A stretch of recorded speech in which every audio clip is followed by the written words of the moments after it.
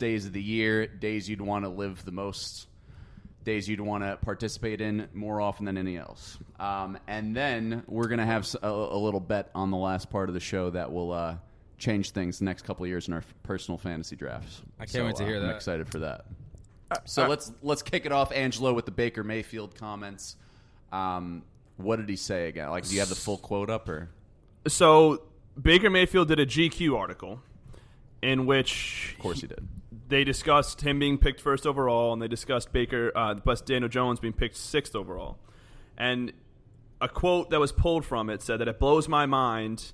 Some people overthink it. That's where people go wrong. They forget you got to win, in reference to Daniel Jones. Because Duke was not very successful in his tenure there. Yes, and he went on to say either you have a history of winning and being that guy for your team, or you don't. And then later on, he said, I don't know if you saw this, but Baker reacted himself to the news coming out. And he said, this is a clickbait article. It was taken out of context once again. And he said, if you had read the whole thing, I said I thought it was crazy that I was picked first, in all honesty. And I think that was the main point he said about, like, hey, you two guys took it out of context. But I really think it's still, pretty indicting to how he feels about Daniel Jones as a character and as a player. You can say all you want how surprised you were that you were taken first overall. But to say that you were absolutely shocked when another player was taken sixth is quite a different thing to say. Yeah, like what's his stake in that? Why the heck does he care? I think Baker just gives his opinions too freely. He was probably just having a conversation on the matter. I'm sure it came up. And he voiced his loud opinion that when you do quote it in a certain point of the conversation, it sounds awful. And although he said to lessen the argument that he shouldn't have that he was surprised that he was picked first overall, I still think it's a pretty bad thing to say, considering that, I mean, you're not playing him this upcoming season, but you could be playing him the year after that, and then you don't think he's going to have a chip on his shoulder to knock you guys out, to beat you guys 49-0? After I saw not only the Baker Mayfield comment, I think Odell Beckham Jr. Said something. Can you guys pull that up, because I can't get to my phone? He said the Giants traded him to the Browns to leave him to die. Yes. Yeah, it was personal. I mean, God. Oh, God. This fucking guy. I don't even have words. I don't even have anything to say. This fucking guy is pissing me off so much. It's not even funny. Well, one thing that I just really took away from the quote on Odell Beckham Jr. saying that this wasn't business, this was personal, they left me out here to die in Cleveland. The one thing I took away from that is that it's just kind of odd to me how he doesn't understand that personality is a part of the business. If you have a player in the locker room who's causing sideshows, who's making it not about winning football games, making it about other things.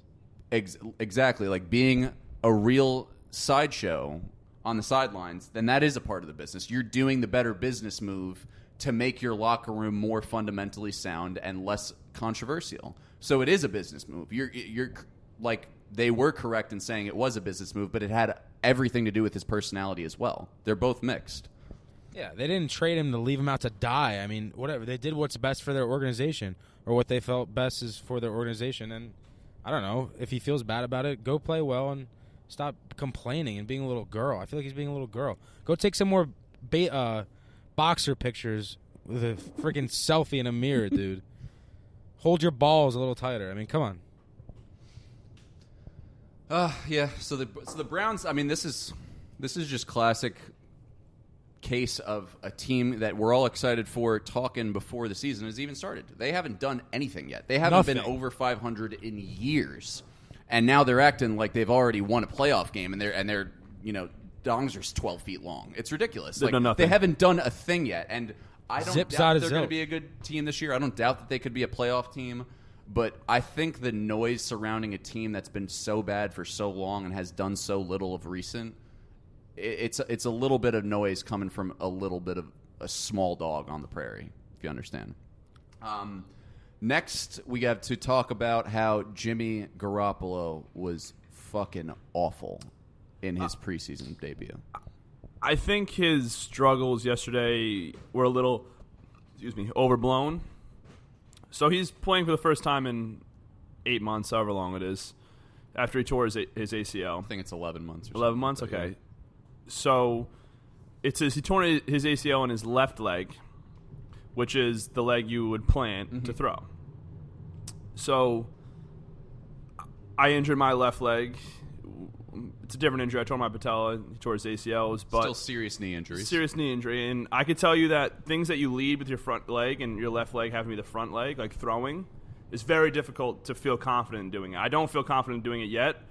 And especially with Garoppolo in the NFL with linemen trying to sack you, you could plant your leg and then someone could roll into it and you get hurt again. So it's a mental thing. I think it's a mental hurdle he has to pass where we have enough tape on him, enough statistics on him that shows he's a good quarterback. He's a good NFL quarterback. He's at least an above average NFL quarterback. Been. Yeah. So I think it's preseason. I mean, like, if you do good, you do good. If you don't do good, whatever. It's preseason. Like, Deshaun Watson looked horrible in preseason his first year, but then he was phenomenal until he's a phenomenal. ACL, people have bad preseasons and then have good seasons. So, but one thing I'd argue with that is that.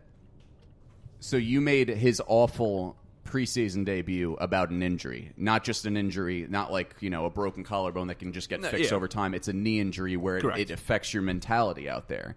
That makes me more nervous than it actually just being this is his first time out in a while. It's okay, going through the ropes again. That makes me more nervous considering that the knee is on his mind. He went 1 for 6 with a 0-yard completion and an interception. He was awful. I don't think it really has to do with he hasn't been on the field in 11 months. I think it's 100% the knee. I'm sure he's going to talk to Carson Wentz at some point and ask him what the hell it was like for him. Talk to Brady, too. Talk to Brady. Talk to any quarterback who is decently mobile that had a serious knee injury. Carson Wentz would tell him, it fucking sucks first coming back off a knee injury. It's absolutely awful. A knee injury is one of the loneliest injuries because you're just stuck there. You can't move. Your confidence is gone in your legs, and it's tough. But it just takes slow steps to realize. So now I can almost guarantee you that Jimmy Garoppolo after this appearance is like, okay, I wasn't great, but my knee held up. If he felt good, he felt good. If he didn't feel good, he didn't feel good. But it's a step forward. It's a step in the right direction for Garoppolo. I'm not worried. He might be slow to start the season, but once he gets comfortable with his knee and once he gets comfortable in the pocket, I think he'll be back to being the Jimmy G of old. All right. Yeah, not to mention that the line didn't really block for him. Everybody always forgets that. Yeah, their 49ers, their line was not good the other day too. I mean, that's just it's a separate conversation with Jimmy G just because, like, you look at a guy like Kyler Murray who's coming into the league and you're like, okay, well, how is he going to do with his bad line? The first question about how Jimmy G is how he's going to do is how he's going to bounce back off that knee injury. So it is different, but the 49ers line didn't help him at all, and it's not looking like they're going to be great this year either. So they were playing the Broncos, right? They were. Yeah, who have an awesome defensive front. Yeah, Bradley Chubb and what do you call it? What's his name? And Von Miller. Von Miller, yeah. I mean, they're one of the best. I think they might have the best defensive line duo in the National Football League. That's definitely one of the best duos in the NFL. For sure. For sure. So next we have Lamar Odom was at an airport, and he was interviewed like on the spot by TMZ. Like just did like a paparazzi interview with him and his girlfriend, and they kind of asked him like how everything's going and stuff, and what changes he's made to his life to be a better person and stuff, and he blatantly said he gave up porn. And his girlfriend said, of course he gave up porn. How could you not? He's a sex addict, or he was a sex addict at least. And I mean, the dude was a sex addict and a crack addict, and now he's saying he wakes up every morning running a mile, and he's trying to get back into the Big 3 league, because the biggest news as of recent with Lamar Odom was that he was not allowed into the Big 3 league due to his lack of, physical shape that he's in. His awful physical shape, considering it's also a half-court league, which I don't know how you could be told you're not in shape enough for that. But it seems like he's turning it around, and I really hope to God that he's getting in the best shape of his life to try and be a better person and to try and, get back to the basketball level that he was at. That family just fucks everybody up, though. I mean, Kardashians. The Kardashians turn men into women. Women. I don't think turn people into crackheads. They stay away. If you have the opportunity, stay away. I think the Kardashians just bring your problems to light. And honestly, in Lamar Odom's case, it might actually been a positive because he was smoking crack anyways, but he was in the public figure, I was in the public light some more because he was dating Khloe Kardashian. So I mean, hey, Lamar Odom seems to be getting his life in order, seems to be doing the steps to become a reasonable person in society and get back to where he wants to be. So good for him. Good for him. Yeah, happy for him. All right, now we got our fantasy draft of the day, and that is the best days of the year fantasy draft. We're very excited for it. I think we all know the clear and cut number one, which is why it's imperative to get the first overall pick. Angelo, like always, is going to rig the draft. I've actually got to come around and see it this time for myself. Yeah, go around. You can, I don't care. No, it's not that I don't believe it. I literally just Google random number just generator. It's just that we want to see. No one's ever witnessed it before. So Angelo's known for rigging. Number 2, and Pip will be number 3. Where's 2? So the minimum is number 1, the max is number 3. So it's number 1 through 3. Gotcha. So you're 1, I'm 2, Pip is 3. So we haven't gone yet. So Aquino goes first. I do. Let's fucking go. I go second, and Pip goes third. Classic. Okay. Let's fucking go. Ryan, was it legit? It was legit. It was. Okay, good. I saw Angelo. By the way, I beat that ass in fantasy baseball. Yeah, that was actually a nail biter. You only beat me by 1 point. You only beat me by 1 point. And you're still in, 6th place.